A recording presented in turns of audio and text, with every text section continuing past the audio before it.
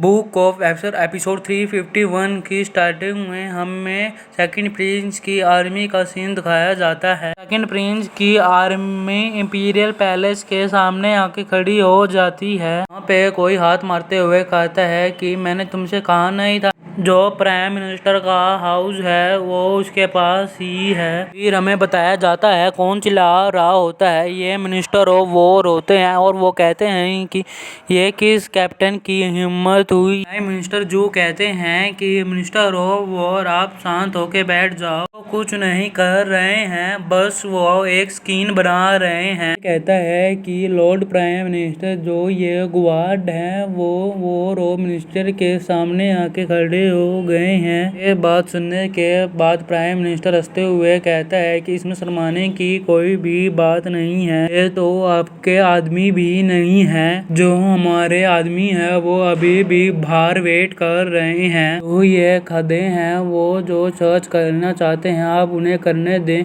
उसके बाद हम डिसाइड करेंगे कि हमारा एक्शन कैसा होगा। ये बात सुनने के बाद ये हैरानी से प्राइम मिनिस्टर जू की तरफ देख रहे होते हैं। उसके बाद हमारा सीन शिफ्ट हो जाता है। फिर हमें कुछ पत्तियां दिखाई जाती हैं। वहाँ पे एम्परर कुछ लिख रहे होते हैं। फिर उनका एक लॉयर सर्वेंट वहाँ पे चिल्लाते हुए बोलता है कि योर जोर मैजेस्टी हम एक ट्रैवल में हैं। एम्परर कहते हैं कि पैनिक मत हो, आराम से बोलो। कहता है कि योर मैजेस्टी यहाँ पे रिवोल्ट हुआ है, वो हमारे इंपीरियल पैलेस में अटैक कर रहे हैं, हमें अब भागना होगा। ये बात सुनने के बाद एम्परर गुस्सा हो जाते हैं। फिर वो वहाँ से जाने लगते हैं। फिर उनका लॉयल सर्वेंट बोलता है कि योर मैजेस्टी बाहर बहुत डेंजरस है, हमें एक सीक्रेट टनल से यहाँ से भाग जाना चाहिए। ये बात सुनने के बाद ये कहता है कि मैं इस नेशन का रूलर हूँ और मैं अपनी जमीन से कैसे भाग सकता हूँ, ये किसकी हिम्मत हुई जो हमारे यहाँ पे बिना सोचे समझे अटैक कर रहा है। फिर वो गेट से बाहर निकल रहे होते हैं। फिर वो सामने वाला नज़ारा देखते हुए हैरान हो जाते हैं। अपने सामने अपनी ही आर्मी को खड़ा हुआ पाते हैं। एम्परर सामने का नज़ारा देखते हुए हैरान हो रहे होते हैं। फिर वो चिल्लाते हुए कहते हैं कि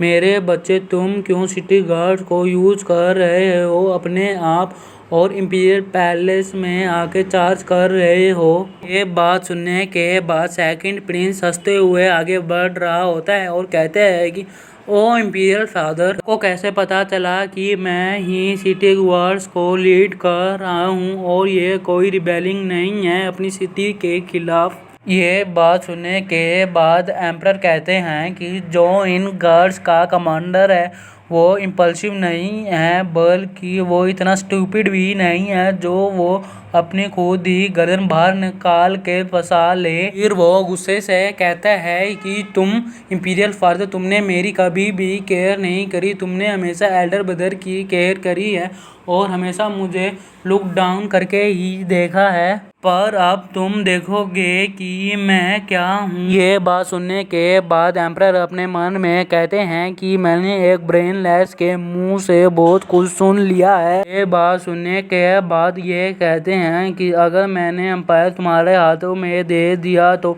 जो यूविन क्लैन है वो अपने आखिरी सालों में आ जाएगा और ये अपनारा नेशन है वो फॉल होके एनर्जी में बदल जाएगा। बात का मतलब है कि जो हमारा नेशन है वो बिल्कुल ही खत्म हो जाएगा। फिर वो कहता है कि तुम मुझे कितना चाहे उतना लुक डाउन कर लो, पर हिस्ट्री में जीते हुए का नाम ही लिखा जाता है। फिर वो पागलों की तरह चिल्लाते हुए कहता है कि मैंने पूरे इंपीरियल पैलेस को सराउंड कर लिया है अपने कंट्रोल के अंदर। फिर वो कहता है कि मेरे को एम्पर बना दो और आराम से रिटायर हो जाओ और अपनी बाकी की जिंदगी आराम से गुजारो। ये बात सुनने के बाद ये कहते हैं कि अगर मैं ऐसा ना करूं तो तुम क्या मेरे को मार डालोगे, तुम अपने ही जन्मदाता और जिसने तुम्हें खून दिया है तुम उसी को मार डालोगे। ये अभी इमोशनल बातें कर रहे होते हैं। सेकंड प्रिंस बीच में बोलता हुआ कहता है कि इंपीरियल फादर तुम मुझे चाहो या ना चाहो पर मुझे